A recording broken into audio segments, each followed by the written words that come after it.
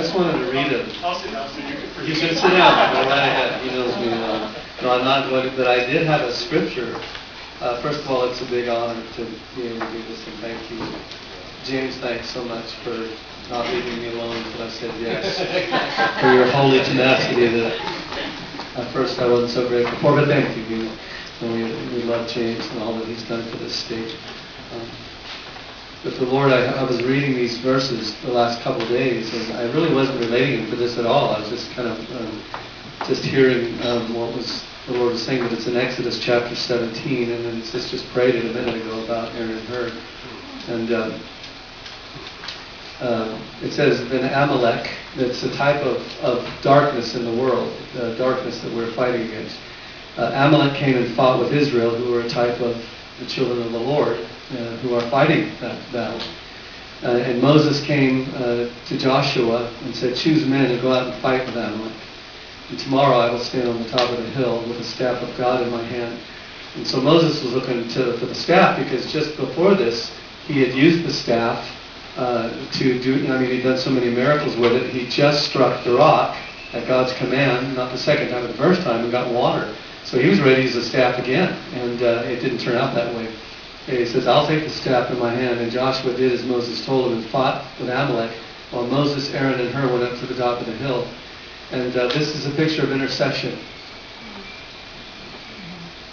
You know, intercession really is going to win the battle. It really is. God has given us the superintendency of our cities, the stewardship over our cities.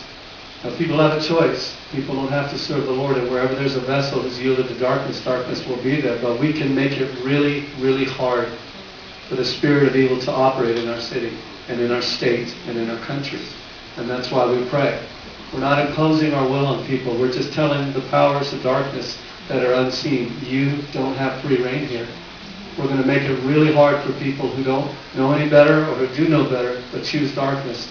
We're going to make it really hard, Satan, for you to operate in their life.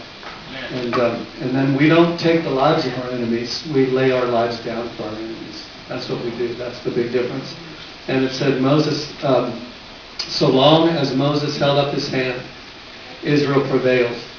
And whenever he lowered his hand, that singular, with a staff in it, Amalek prevailed, or darkness prevailed.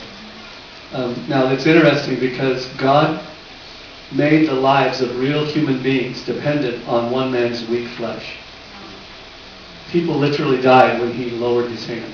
Literally died. Real people who had moms and dads and brothers and sisters. So I would say that that's a pretty important message he was sending to future generations of how important intercession. And that's what Moses was doing. He was interceding. But it was just him. It was just one guy doing it. And then we see, of course, the picture that changes after that. It says, but Moses' hand grew weary. And so they took a stone and put it under him. He sat on it, and Aaron and Hur held up his hands, plural, one on one side and one on the other. So there's multiplication there. And his hands were steady until the going down of the sun. And Joshua overwhelmed. You know what? We are outnumbered and overwhelmed in the natural. But it's the opposite in the spirit. But God has made intercession the thing that will tip the balance. We dare not think that this is some trivial, kind of thing that we can either do or not do, and it really won't make that much difference. Really, it's about our effort, not really about God. No, it's the opposite. God was saying, there's going to come a day that your battles will not be in the natural.